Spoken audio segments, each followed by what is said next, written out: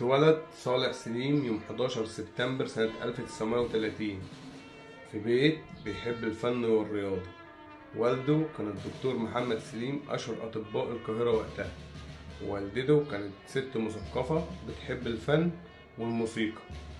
انضم للنادي الأهلي وهو عنده 14 سنة 1944، وتدرج في فرق الناشئين لحد ما وصل للفريق الأول سنة 1948، وهنا بدأت الأسطورة الحقيقية.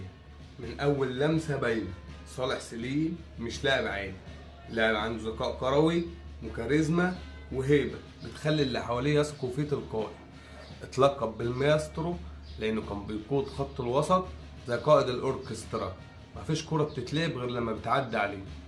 لعب مع الأهلي أكتر من 180 ماتش وسجل أهداف كتير، من أهمهم ال5 أهداف اللي سجلهم في مرمى الإسماعيلي سنة 1958 في ماتش انتهى 8-0، رقم عمره ما اتكسر.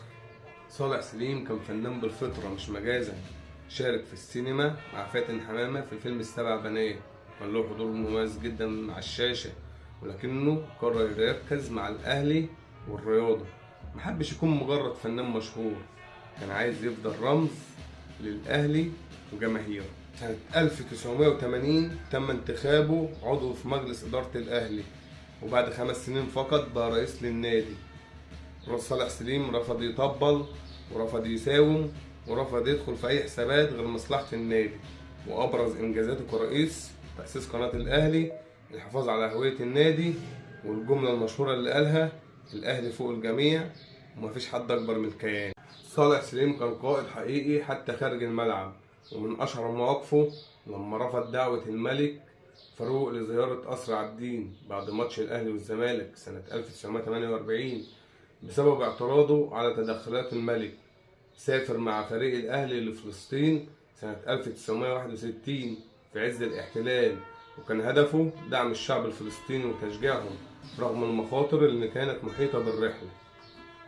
يوم 6 مايو 2002 رحل صالح سليم بعد رحلة طويلة من المجد والعطاء، لكن الحقيقة صالح سليم ما ماتش، اسمه لسه بيتردد في كل أرجاء النادي، صورته لسه بتتعلق في المدرجات، وصوته لسه بيرن في ودان كل أهلاوي بيه. لو أنت أهلاوي حقيقي يبقى لازم تعرف قصة المايسترو.